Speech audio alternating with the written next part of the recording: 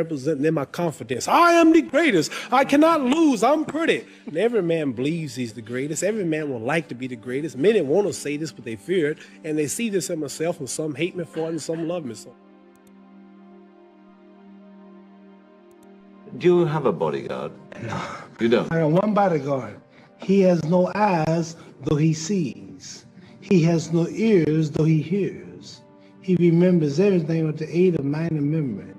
When he wishes to create a thing, he just orders it to be and it comes into existence. That's God. Oh, he's my bodyguard. He's your bodyguard. He's the supreme. What would you like people to think about you when you've gone? I'd like for them to say he took a few cups of love. He took 1 tablespoon of patience, 1 teaspoon of generosity, 1 pint of kindness.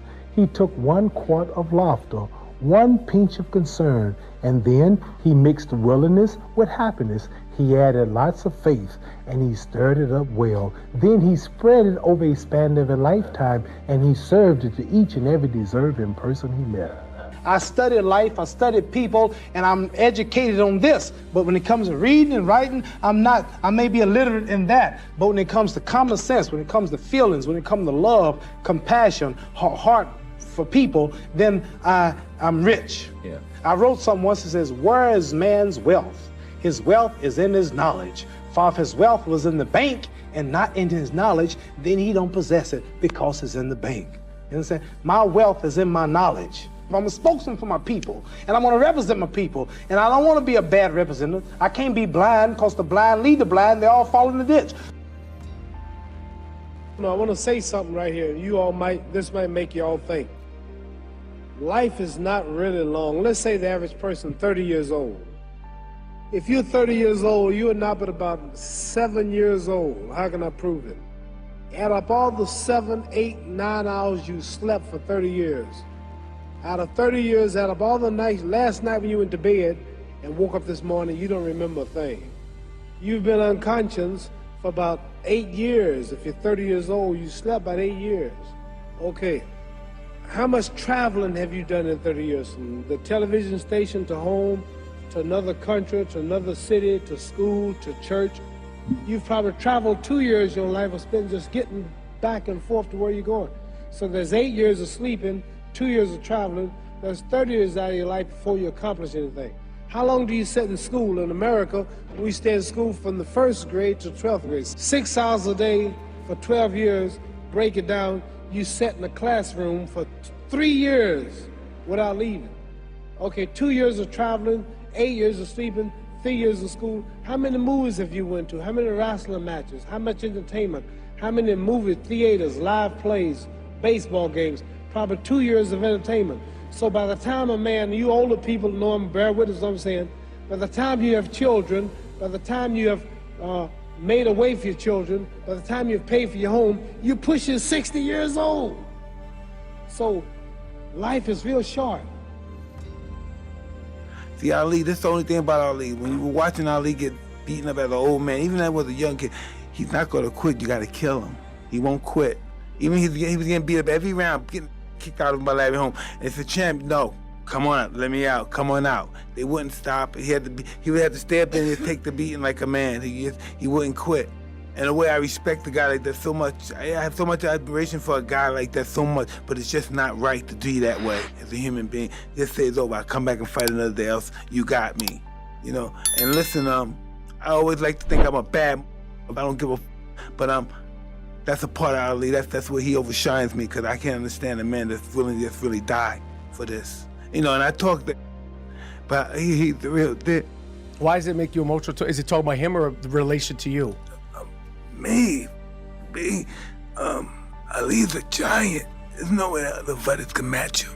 He'll die for this shit. He'll die. I'm not gonna die for this.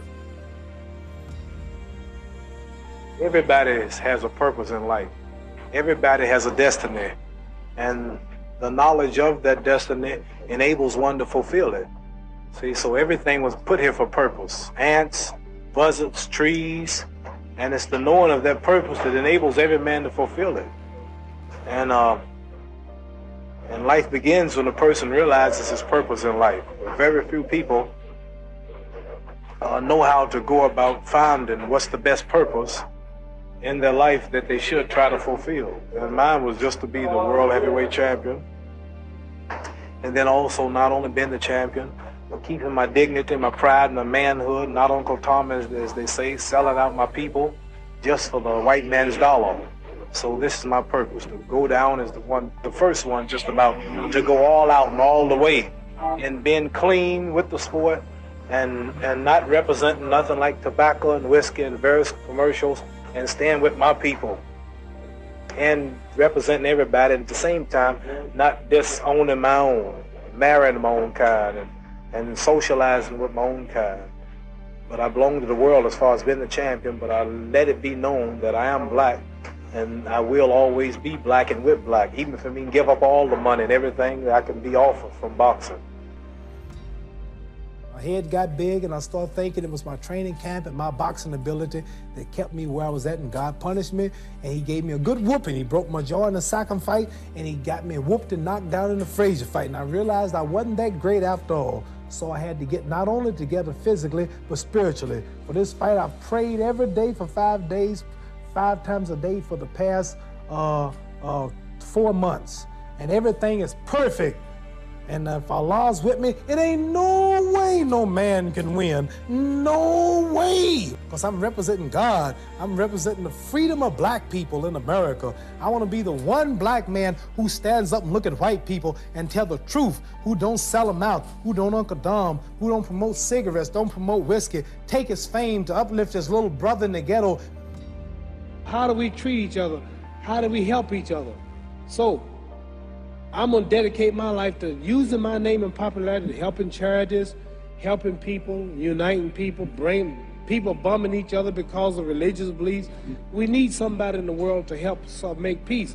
So when I die, if there's a heaven, I want to see it. Because we live how long? 80 years?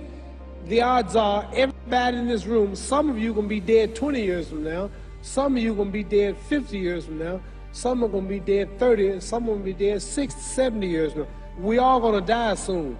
And if you live to be, say, 125 years old, which we don't do, right? Let's say we live to be 250, and you can have sex for 145 of those years. You're going to come to the end after that. So, we don't have but about 80 years on earth. This is a test to see where will we spend our life in heaven or hell. This is not the life now. Your real self is inside you. Your body gets old. Some of you go to look at the fridge, you don't have no teeth. Your hair is leaving you. Your bodies get tired. But your soul and your spirit never die. That's going to live forever. So your body is just housing your soul and spirit. So God is testing us on how we treat each other, how we live, to see where our real home be in heaven. So this physical stuff don't last for so long. So my car, this building is going to be here when the man who built it dead. There have been many kings and queens of England. They're all dead. After this one is gone, another one will come. So we don't stay here. We're just trustees. We don't own nothing. So what am I saying? The most important thing about life is what's going to happen when you die.